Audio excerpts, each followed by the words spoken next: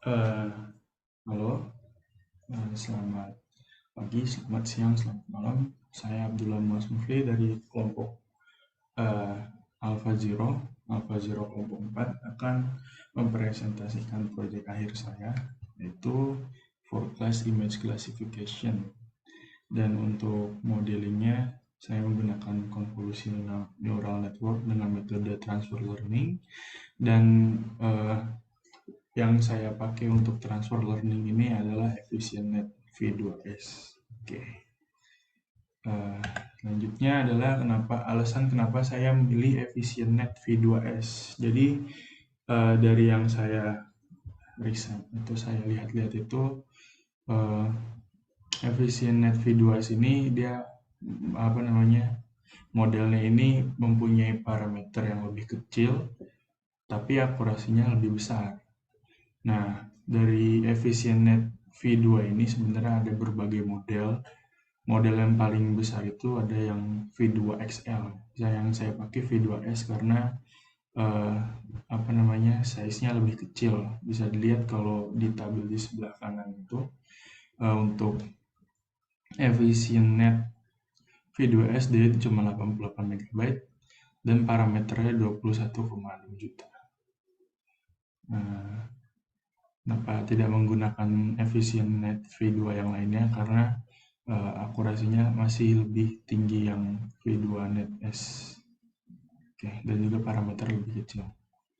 Itu yang membuat saya menggunakan apa namanya model ini sebagai transfer learningnya.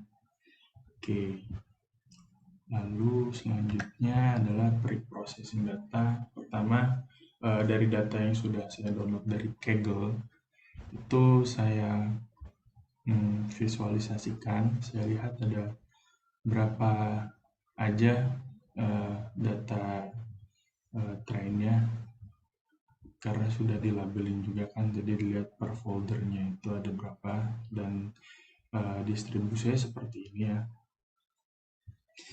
Masih lumayan seimbang. Lalu untuk apa namanya membuat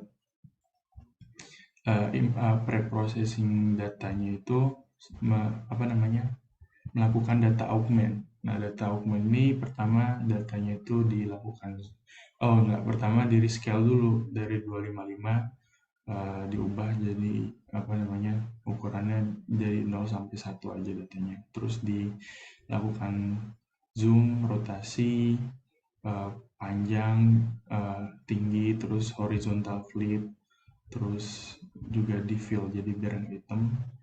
Terus untuk validasinya ini split validasi dari train datasetnya itu 20% dan untuk yang di trainnya berarti 80% ya.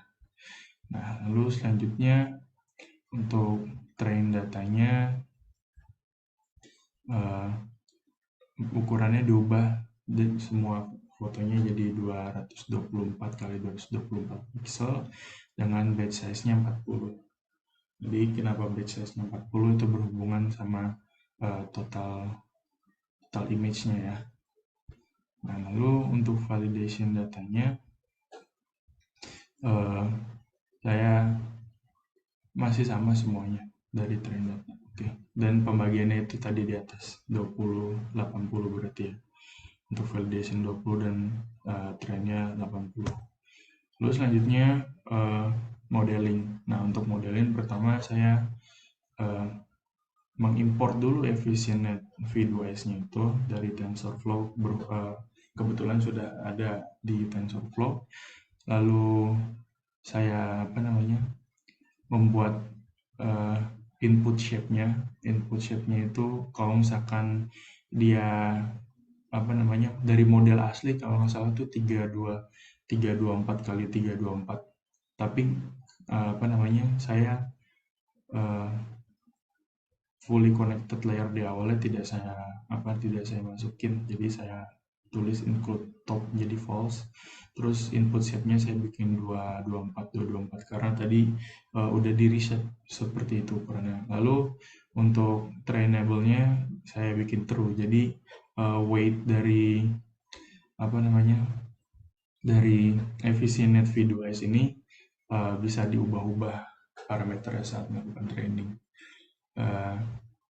Lalu selanjutnya ini saya bikin modelnya. Pertama sudah pasti model V2S-nya ini saya masukin paling atas karena tadi udah ada inputnya juga, lalu di average pooling, lalu di flatten, lalu di base normalization, lalu di dropout. Dropoutnya ini awalnya 80%, cuman pas di 80% ini dia kenaikan akurasinya itu sangat lambat, jadi saya kurangin jadi 55% atau 0,55. Lalu sini saya bikin layer dense 1280. Kenapa 1280? Karena dari arsitektur V2S-nya itu dia di output layernya itu ada 1280 layer. Jadi saya 1280 dulu, terus saya selanjutnya 1024, lalu 512, 250, 128. Dan terakhir karena klasifikasi 4 kelas, jadi di density 4 untuk outputnya, layer output. Dan dengan activation softmax, dan tadi activation di antara layer itu dengan review. Nah, untuk parameter trainingnya itu saya menggunakan 35 epoch, lalu validation datanya yang tadi, lalu validation stepnya 10. Oke. Nah, ini untuk akurasi modelnya. Sebelumnya di sini. Nah, saya mau membuktikan yang tadi saya bilang kalau misalkan proses trainingnya lebih cepat. Jadi saya walaupun menggunakan 35 batch, tapi di sini kira-kira setiap batch-nya itu cuma 75 detik atau 1 menit. Jadi saya training ini kira-kira cuman setengah jam ya. Nah, kalau misalkan teman-teman saya yang lain, mereka trainingnya itu 10 batch, cuman setiap batchnya itu dia bisa sampai 350 atau 450 detik. Jadi itu kira-kira bisa makan 10 menit sendiri satu batchnya. Jadi bisa hampir 2 jam lah untuk training modelnya. Lalu ini akurasi modelnya.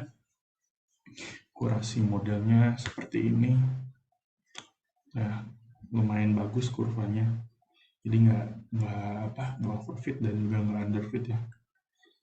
Lalu selanjutnya sini akurasi model.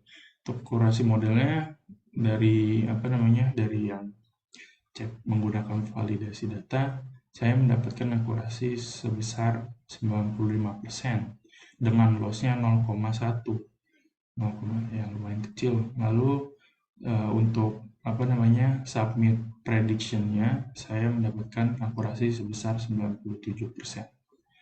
Oke, itu mungkin dari saya. Kurang lebih mohon maaf. Terima kasih. Selamat pagi, selamat siang, selamat malam.